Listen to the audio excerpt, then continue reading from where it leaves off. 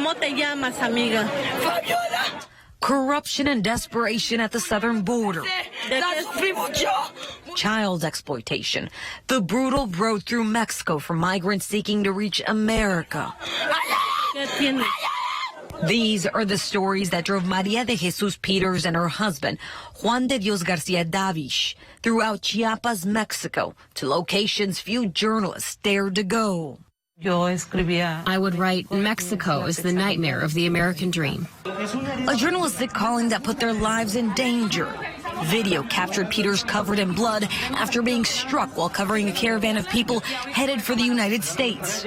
Davish recalls a brutal attack by police in 2012 while on assignment.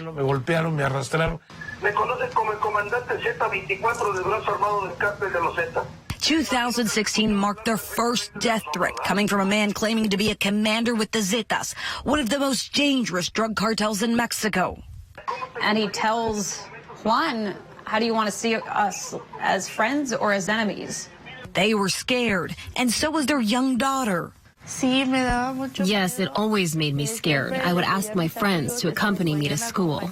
This May, another threat, but this one felt different. That they were going to kill my family. Suddenly, the two storytellers became the story. The family was forced to flee on a tourist visa and arrived in Phoenix, Arizona at the end of June. Mexico has turned into a cemetery for journalists. The exact number of journalists killed in Mexico this year is disputed. As many as 13 murders are reported by the Associated Press, and that number is likely higher. This month, the National Human Rights Commission reported 4 radio station employees were murdered in Chihuahua, Mexico by an organized crime group. Bluntly put, this is probably going to be either the deadliest or one of the deadliest years in Mexican recent history for journalists.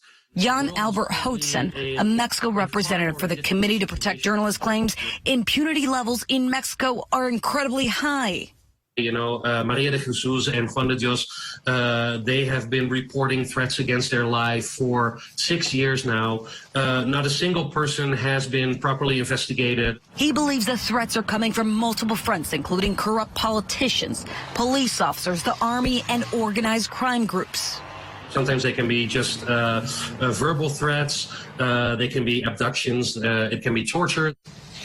A fate this family fears as time and money runs out. Unable to find protection and legal help in Phoenix to extend their tourist visa, the family boarded a bus to LA where they hope someone will take their case.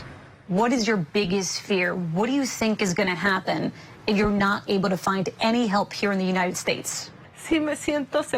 Yes, I feel safe here, but if the doors close, I'll have to return, and who knows if I'll survive. The award-winning journalists say going back to Mexico would mark the end of their career in journalism, a passion that's given their life purpose and now threatens to end it if they're forced to go back. Now, earlier this month, the Mexico government did announce that they detained someone they believed was connected to the murder of a journalist. But still, many organizations say more needs to be done to prevent these deaths. Article 19, an organization that works to protect journalists, announced that they documented more than 330 attacks on the press during the first half of this year. That's a 51% increase during the same time period as 2016. Maria and Juan tell me that they've been told they've got a difficult case to stay in the United States, but say they'll continue knocking on doors in hopes that they will find legal representation and protection to stay in the U.S. and help preserve their lives. Chance?